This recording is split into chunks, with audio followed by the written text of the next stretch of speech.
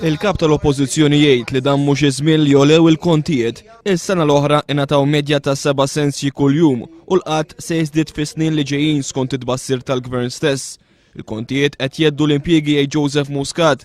L-Awtorità tar-Riżorsi kellha dmir li tintervjeni fuq il-Gvern u għalhekk id-deputat Laburista Mizzi din il-ġimgħa sieħu l-każ quddiem il-qorti għaliex l-awtorità mhijiex taqdi dmira. L-għajnuna li l-Gvern qed jgħid li se jagħti lill-familji mhux se tingħata lil dawk li qed jirċievu l-vouchers, anke jekk dawn il-vouchers ikunu ta' valur minimu għall-aħħar. Minkejja li l-Gvern irrikonoxxa li l-proposta tal-Partit Laburista traħħas il-kontijiet kollox jibqa' kif inhu. Muscat tkellem dwar is-sitwazzjoni finanzjarja fil-Korporazzjoni Malta u kif akkumulat dejn ta' 450 miljun euro li nofshom akkumulaw fl-aħħar sentej fi żmien meta naqsu s-sussidji u ma sar l-ebda investiment. Din is-sena l-korporazzjoni se tkun qed tiddejjen 70 miljun euro oħra biex tgħaddihom il-Gvern ħalli jkun jista' jgħid li laħaq il-miri finanzjarji tiegħu. Muscat qal li l-Gvern se jkun qed jgħid li l-450 miljun euro dejn tal-Malta mhux se jkunu qed jidhru fuq l-istatistika li titlob l-Unjoni Ewropea. L-istess kif ma jidhrux il-55 miljun imħallsa lil tal-linja u l-proġett ta' Renzo Piano. Da waħedhom 600 miljun illi ma jidhrux Alla jbirek mhux ħajkollhom effett fuq il-kodba tal-Gvern affini tal-Istatistika Ewropea.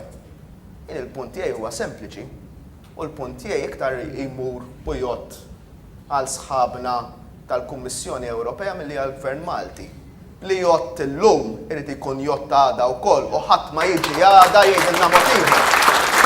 Fl-aħħar mill-aħħar jgħid Muscat dan id-dejn li ma jidirx xorta rridu jagħmlu tajjeb għalih il-familji b'kontijiet u taxxi għolja.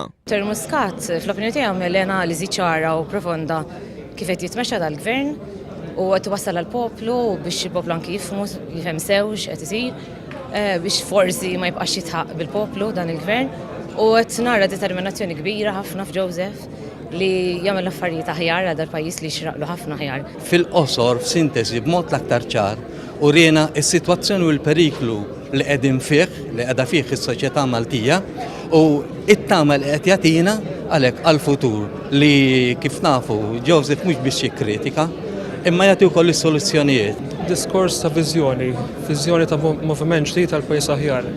Moviment li qed jaspira li mhux il-ħaddiem biss iżda bil-inklużjoni tas-self-employed tal-ħaddiema u ta' dawk kollha li brieda tajba jridu jaraw pajjiż aħjar, ninvolvu l-kulħadd sabiex għada jkollna jum aħjar.